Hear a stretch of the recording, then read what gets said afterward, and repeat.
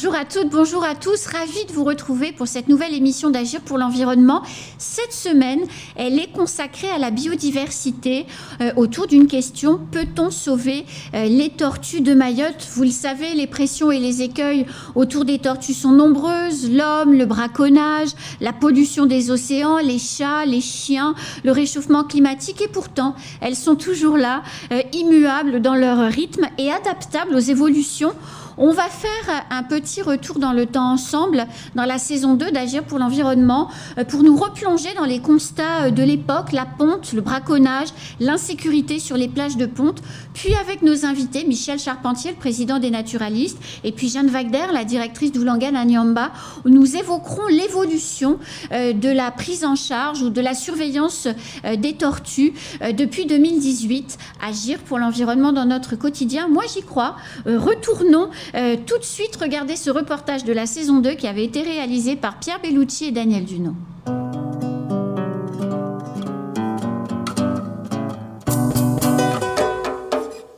Un demi-millier, c'est le nombre de tortues braconnées en 2018 selon le REMAT, le réseau d'échouage mahorais de mammifères marins et de tortues marines. Des crimes toujours aussi nombreux malgré la présence sur certaines plages de l'île de gardiens du conseil départemental. Depuis 1994, sur le site de Moya en Petite Terre, 2 équipes se relaient chaque jour de 15h à 8h du matin. Objectif: protéger ces espèces millénaires. On essaie de donner les règlements qu'une fois sur la plage, il ne faut pas faire des signes lumineux, il ne faut pas faire des mouvements. Et il faut, si c'est toléré de prendre des photos, mais sans flash, parce qu'en fait les flashs, ça ne dérange pas celles qui sont sur la plage, mais celles qui veulent monter. Je vais vous demander d'éteindre parce qu'il y a une tortue qui est juste à côté et que si justement quand elle voit la lumière, elle va tout de suite faire demi-tour, sans pendre et repartir. Les près de 150 plages du département sont des lieux de ponte pour les tortues vertes et les tortues imbriquées. Un moment toujours magistral pour ceux qui ont la chance d'y assister.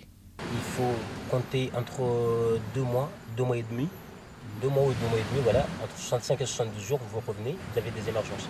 Donc là, une tortue, en fait, elle pond 3 à 4 fois par an. C'est-à-dire que si elle a pondu aujourd'hui, elle va partir pendant 10 ou 15 jours, elle va revenir pondre. Et quand elle a fini sa cycle de ponte, elle va partir pendant 1 voire 5 ans, le temps de s'alimenter, faire l'accouplement, et ensuite revenir pondre. Lors d'une ponte, les tortues enfouissent en moyenne jusqu'à 120 œufs dans le sable. Il faut ensuite entre 65 et 70 jours pour assister aux émergences des bébés tortues. Un long parcours du combattant pour donner la vie, tant les prédateurs sont nombreux. Les chiens et les chats errants, les crabes, mais aussi et surtout les hommes, sont autant d'obstacles pour les mamans tortues, comme pour leur progéniture. On reste pas toute la nuit sur cette plage-là, parce que c'est trop risqué vu qu'on n'a rien pour se protéger. Quand nous, on fait les patrouilles de l'autre côté, eux, ils viennent s'installer là. Ils font de temps en temps des patrouilles pour voir s'il y a une tortue. Et dès qu'il y en a une, ils la capturent et ils viennent passer par là. Il y a un chemin là qui monte la falaise. Face à la détermination de certains braconniers, les agents sont impuissants. Idem pour les associations qui ne peuvent que constater les dégâts. Les membres de l'association Oulangane à Niamba font des relevés sur différentes plages de l'île afin d'alimenter les chiffres du REMAT. On a quand même recensé au total 16 montées, dont 8 fraîches, c'est-à-dire 8 qui sont montées cette nuit. Et sur les 8 de cette nuit, eh bien, il y en a quand même 4 qui ont pondu, donc c'est quand même plutôt un beau score, on va dire. Par contre, mauvais score, on va dire, au niveau braconnage, puisque cette fois on a recensé 5 tortues braconnées, donc 5 depuis 2 semaines. Voilà, ce qui porte depuis le début de l'année à 31 tortues braconnées recensées sur uniquement la plage de Papenouille. Sur cette plage, loin d'être la plus en proie aux braconniers, 31 cadavres ont été retrouvés sur les 2 premiers mois de l'année 2019. Des chiffres alarmants pour des espèces en voie d'extinction à l'échelle planétaire.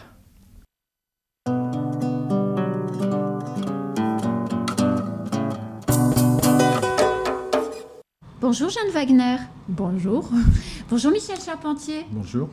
On faisait un peu des commentaires en regardant le sujet. Madame, monsieur, comment vont les tortues à Mayotte? Allez-y, Jeanne. Je commence. Il est trop tôt pour dire que les tortues vont bien, mais peut-être on peut dire aujourd'hui que les tortues vont mieux, ou au moins il y a de l'espoir qu'elles vont aller mieux dans le futur. Vous partagez ce constat, Michel? Il faut avoir un petit peu plus de recul, je pense qu'on sera d'accord là-dessus, pour essayer de dresser un constat. Hein. Nous, ce que l'on observe sur ces îlets, c'est qu'il continue d'y avoir quand même une densité non négligeable de tortues qui fréquentent. Mais comme en gros, elles ne reviennent que tous les 3 ou 4 ans, il faudrait avoir plusieurs années de recul pour pouvoir vraiment estimer si la fréquentation augmente ou diminue. Alors, c'est vrai que quand on pense aux pressions sur les tortues, tout un chacun qui connaît peut-être que superficiellement le dossier pense au braconnage. Comment s'améliore aujourd'hui ou s'améliore pas? Comment va le braconnage? Est-ce qu'il y en a moins? Est-ce qu'il y a moins de tortues braconnées sur les plages que vous surveillez? Parce que vous n'êtes pas sur les mêmes endroits, ce qui permet d'avoir une amplitude plus vaste de surveillance. Comment ça se présente sur vos plages depuis 2018? Chez nous, à Sazilé, où on y est de manière régulière depuis 2019, sur la plage principale de Sazilé, jusqu'en 2020, il y avait encore jusqu'en 2020, il y avait encore pas mal de braconnage qui pouvaient dépasser une vingtaine de carapaces retrouvées dans l'année. Là, en 2022, sur les 6 plages de Sazilé, on n'en a retrouvé que 2. Alors, ce qui ne veut pas dire que... faut prendre les chiffres avec modération, parce que les braconniers sont de plus en plus malins, et sachant qu'il y a de la présence, ils sont tout à fait capables d'embarquer une tortue vivante dans une barque ou une pirogue, et qu'ils la découpent après un petit peu plus loin. Donc, il ne faut pas crier victoire. Mais c'est clair que la présence régulière l'a quand même dissuadé. Nous, c'est quand même, ce n'est plus le souci premier sur la plage, mais il faut continuer quand même parce qu'il y a d'autres plages et il faut surtout arriver à rechercher aussi les consommateurs et à pénaliser les consommateurs. Sur les plages sur lesquelles vous êtes présent, chez Oulangana-Niamba, vous partagez ce constat? Moins de pression sur le braconnage? Alors je dirais comme Michel Charpentier que c'est très difficile à dire aujourd'hui concrètement est-ce qu'on a beaucoup moins de braconnage ou pas, parce que plus on met de la pression, plus les braconniers changent leur méthode et mieux ils cachent les tortues, les restes de tortues braconnées. Je pense quand même que sur les plages de petite air, au moins, où on se concentre, parce qu'on a 2 équipes. On a une équipe en petite air, on a aussi une équipe dans le nord-ouest. Donc, c'est les secteurs qui sont le plus braconnés à Mayotte sur les 10 dernières années, selon les bilans du réseau échouage. Et sur les plages de petite air, on constate clairement une diminution d'après ce qu'on recense. C'est-à-dire, visiblement, il y a moins de braconnage. Sachant que nous sommes sur les plages quasiment tous les 2 jours, il y a quand même peu de choses qui nous échappent. Donc même les traces de pirogues qui débarquent et qui enlèvent les tortues, on peut les voir. Donc avec ces chiffres-là, le braconnage a diminué. Et le braconnage diminue surtout à chaque fois qu'il y a une interpellation. Donc on remarque clairement que la répression, donc les interpellations et la condamnation derrière, c'est très très dissuasif. Quand il y a une interpellation en petite air, le braconnage est réduit sur l'ensemble des plages de petite air. Certainement par peur, parce qu'ils savent qu'il y a plus de présence depuis quelques années. Alors, oui, Michel. Oui, je voudrais dire que ce constat qui est plutôt positif en ce qui nous concerne, nous les associations de protection des tortues, où on voit une certaine baisse du braconnage, c'est aussi le résultat d'une politique qui a été menée au niveau du département, par la préfecture en particulier, avec la mise en place du pacte de sauvegarde de tortues, qui montre qu'il y a eu de l'effet. Donc c'est en même temps encourageant, d'une manière assez générale, mener une politique de protection, que ce soit contre les braconniers ou que ce soit pour améliorer l'habitat des tortues, etc. Ça montre que ça peut apporter des résultats. Et justement, ce programme pacte, c'est quoi? Il y a quoi à l'intérieur? Alors, le premier pacte qui a été signé en décembre 2020 il y a toujours beaucoup de choses à l'intérieur. Donc ça concerne principalement le braconnage via la présence sur les plages, mais aussi, ça c'est pour moi, on dirait l'axe le plus important, c'est la collaboration entre les acteurs. Donc collaboration entre les associations, mais aussi les forces de police, les forces de l'ordre, et également le conseil départemental, etc. Donc tous les acteurs qui peuvent être concernés par le braconnage doivent échanger, doivent collaborer, doivent travailler ensemble. Et ça, c'est une grande avancée, parce que c'est que comme ça qu'on y arrivera.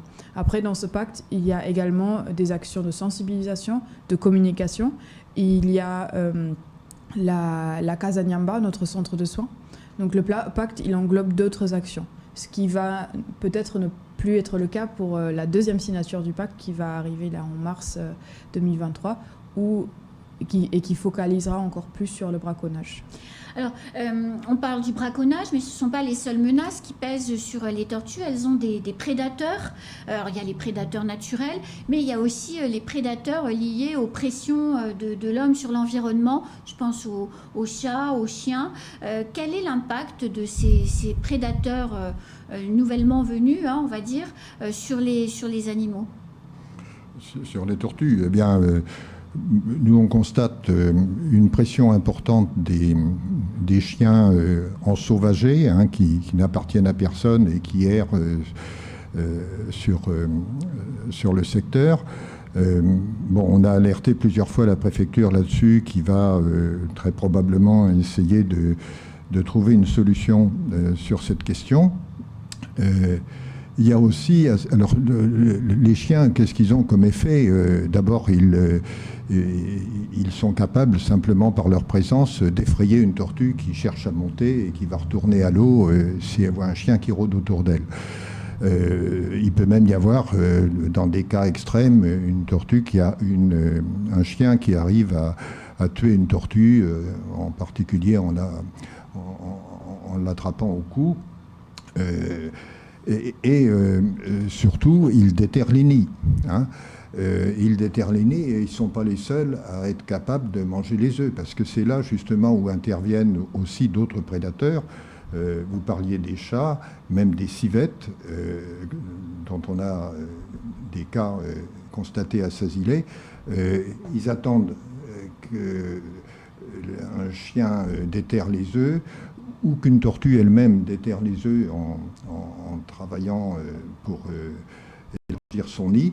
Et puis là, vous avez, on l'a vu vraiment à la lunette nocturne, le chat qui se précipite, ou une civette, et ils sont plusieurs à essayer de manger ses œufs.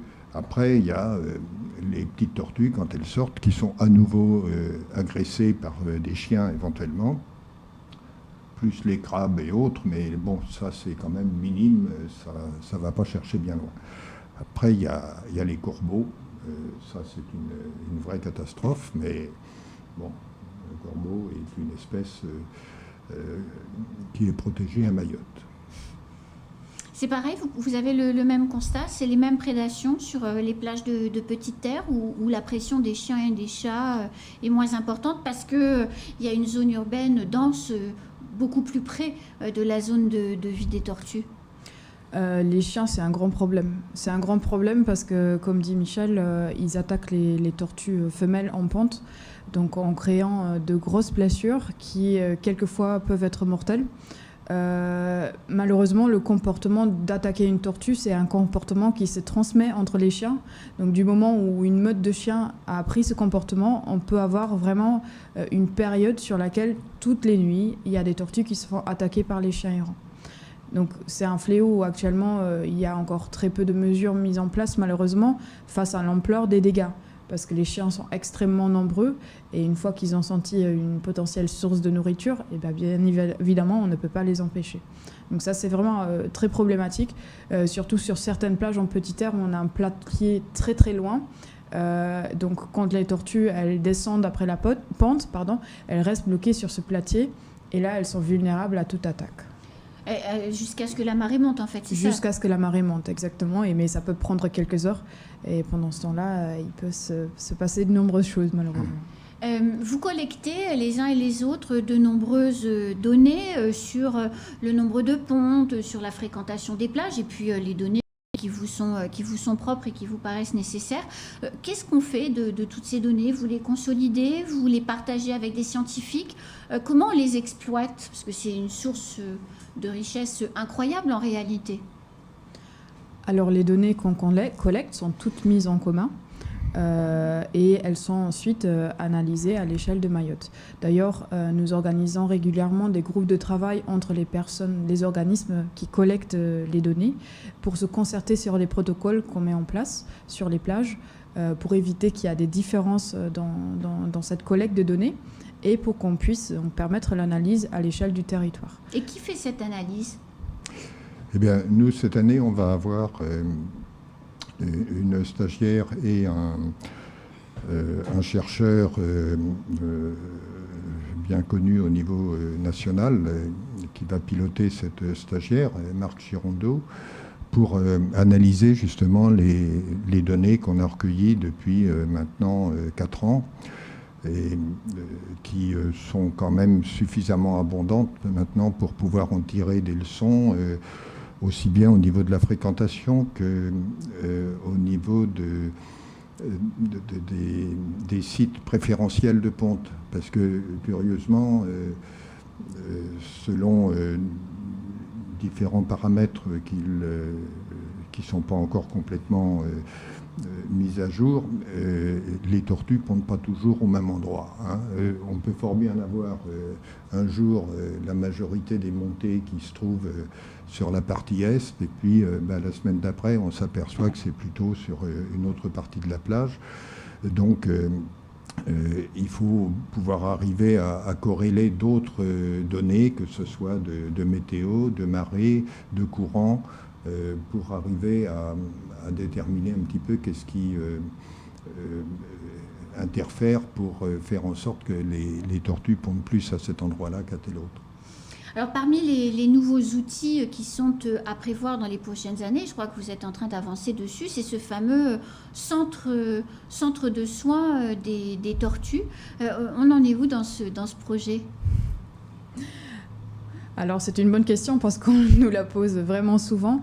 Tout ce que je peux dire, c'est que le projet avance. D'ailleurs, il s'agit de la Casa Nyama, c'est ça le nom du projet qui vient donc de Casa renforcé en Shimaoré. Et qui inclut à la fois un centre de soins, mais aussi une maison de la tortue, donc une maison de découverte de la tortue, un espace pédagogique. Actuellement, on en est où ? Eh bien, la scénographie de l'espace pédagogique, elle est finalisée. Donc là, on est en phase de production des outils, qui sont donc particulièrement adaptés au contexte mahorais, réfléchis avec différents acteurs et la population. Et pour la partie centre de soins, eh bien, on a déjà posé l'émissaire, donc le tuyau, le canal qui permet de pomper l'eau de mer dans le centre. Et la construction, normalement, donc elle va commencer dans les prochaines semaines. On est en train de clôturer les chantiers et après commencer les projets à Mayotte. Les projets de construction à Mayotte, ça peut durer en fonction de la disponibilité des matériaux. Donc il y a pas mal d'aléas. On ne peut pas vraiment se projeter sur une fin du chantier, mais on espère quand même que ça sera en 2024 au plus tard. Pour l'ouverture officielle de la maison d'art. Alors, est-ce que ce centre de soins fera comme celui de la Réunion, Kélonia, c'est-à-dire à la fois soigner les animaux blessés qui en ont besoin, mais aussi faire des études, je pense notamment à ces balises qui sont posées et ce suivi des tortues dans tout l'océan Indien ? Oui, c'est exactement un objectif de notre centre de soins. Bien sûr, quand les tortues sont en soins, on va aussi en profiter pour faire quelques petites études, donc non invasives, donc uniquement des tortues des études qui n'impactent pas ces tortues qui sont en soins, évidemment. Et après, l'objectif principal, ça va aussi de connaître, de savoir qu'est-ce qu'elles vont devenir après le relâcher. Donc c'est souvent ça l'objectif. Est-ce que le soin a été efficace ou pas ? Souvent ça, on ne le détecte pas à l'intérieur du centre, mais on le détecte en les suivant après le relâché. Est-ce qu'elles vont survivre? Est-ce qu'elles vont bien se déplacer, etc. Donc oui, poser des balises sur des tortues relâchées, c'est très intéressant en ce sens. Alors, on parlait de prévention, c'est-à-dire de faire changer la représentation des habitants sur les tortues pour mieux les préserver. Comment, selon vous qui êtes des experts, comment on fait pour convaincre les gens qui aiment, puisqu'ils en achètent, c'est qui aiment, d'arrêter de manger de la tortue?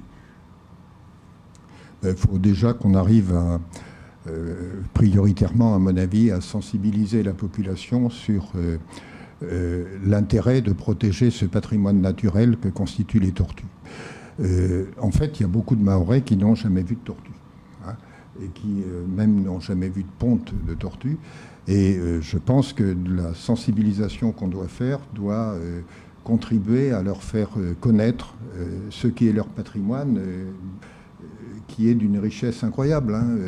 On a plusieurs milliers de tortues qui viennent pondre à Mayotte au cours d'une année. À La Réunion, il y en a 2. Hein.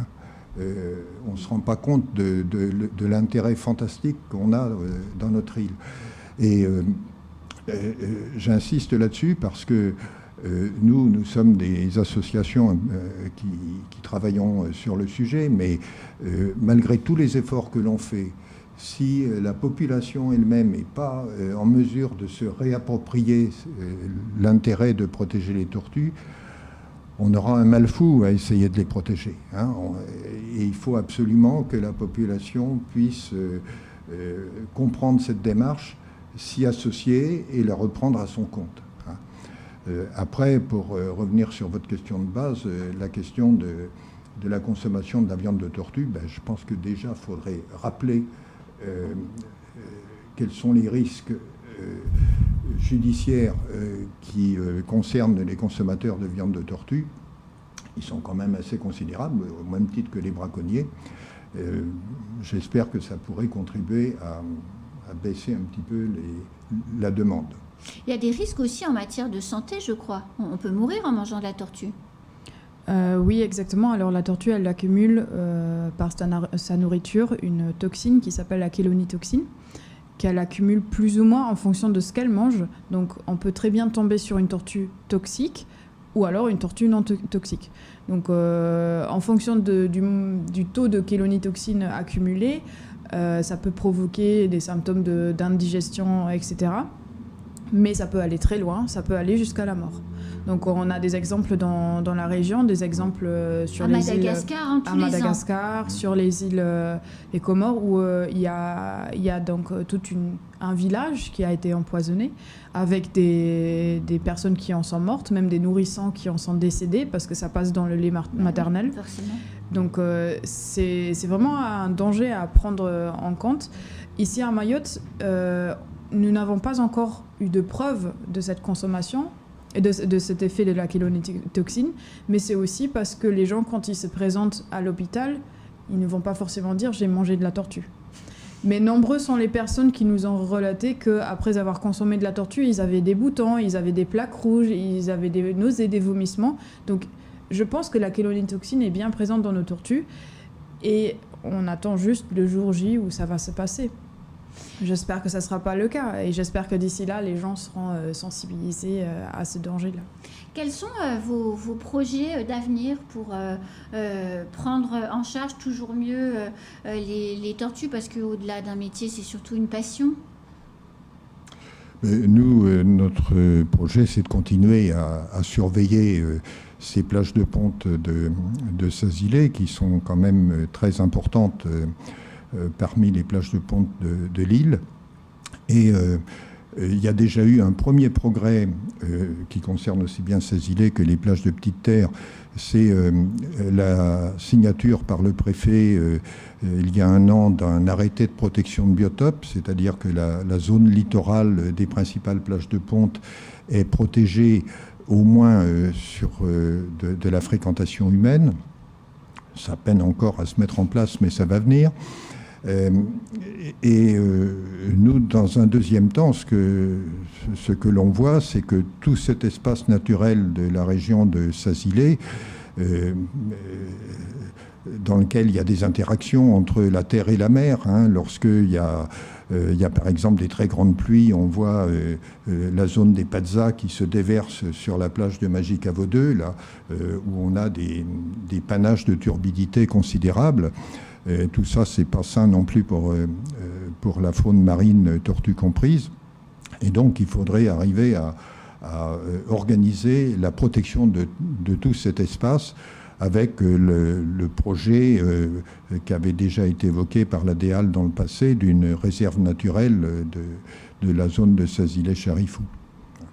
Et chez vous, le centre de soins. Le centre de soins, évidemment. Et justement, grâce au centre de soins, on essaye de changer le regard sur la tortue. Donc valoriser localement la tortue marine, par l'écotourisme aussi. Donc on est en train vraiment de travailler sur les alternatives au braconnage.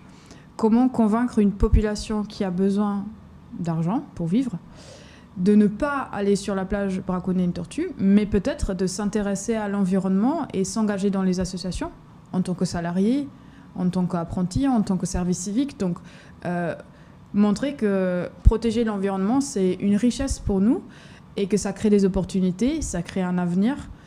Et que la tortue marine, c'est clairement la mascotte de cet avenir. Et donc, on essaye par tous les moyens de valoriser cette espèce.